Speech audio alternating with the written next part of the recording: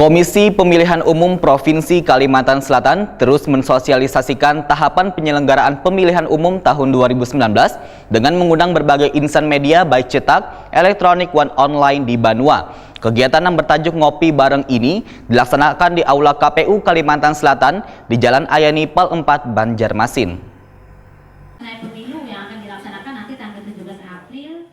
Komisi Pemilihan Umum Provinsi Kalimantan Selatan terus mensosialisasikan tahapan penyelenggaraan pemilihan umum tahun 2019 dengan mengundang berbagai insan media, baik cetak, elektronik, dan online di Banua. Kegiatan yang bertajuk Ngopi Bareng ini dilaksanakan di Aula KPU Kalimantan Selatan di Jalan Ahmad Yani Pal 4 Banjarmasin Timur, jelang kemarin Kamis 6 Desember 2018. Anggota KPU Kalimantan Selatan Hatmiati menyatakan berbagai sosialisasi terus dilakukan seperti expo di Siring pertendean wan debat pelajar. Pihaknya juga melakukan sosialisasi kepada penyandang disabilitas karena masih ada yang kadang mendapatkan hak memilih. Karena ini masa tahapannya kampanye. Nah, kemudian kalau sosialisasi, apa yang sudah bagian divisi sosialisasi lakukan? Ada banyak yang sudah kita lakukan ya. Kita melakukan expo pemilu di beberapa tempat. Ada di Siring, itu di Siring udah 2 kali expo ya. Kemudian di Car Free Day-nya Banjarbaru juga sudah kita lakukan expo. Terus yang tanggal 25 November kemarin kita melakukan debat untuk pemilih pemula. Itu pertama kali dilakukan, tidak pernah dilakukan debat pemilih pemula untuk tingkat SMA sederajat. Dan saat itu dimenangkan oleh SMA Negeri 1 Banjarmasin.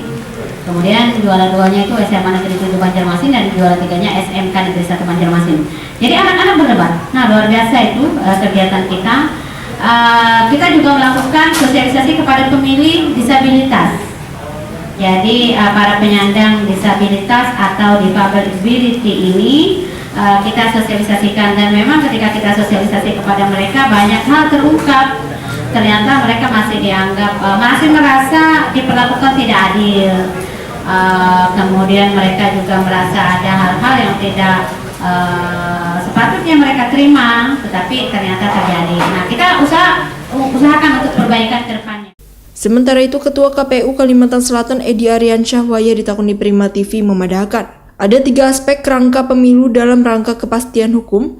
Proses semua tahapan pemilu bisa diselenggarakan sesuai waktu wan jadwal yang ditetapkan, baik akuntabilitas wan kesetaraan keadilan, wan aspek hukum pemilu bisa terselenggara dengan baik. Mengenai orang dengan gangguan jiwa, ujar Edi Aryansyah akan dibuatkan TPS khusus. Wan wayah ini masih proses pendataan yang akan dimasukkan ke dalam data tambahan. Sedangkan jumlah untuk pemilih difabel cacat mental ini berjumlah 7.106 orang pemilih pada pemilu 2019 di Kalimantan Selatan.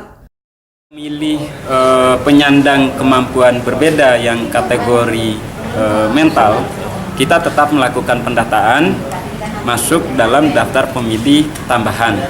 Nah, setelah kita lakukan pendataan dan dimasukkan dalam daftar pemilih tambahan atau DPTB, kemudian kita akan mengklasifikasikan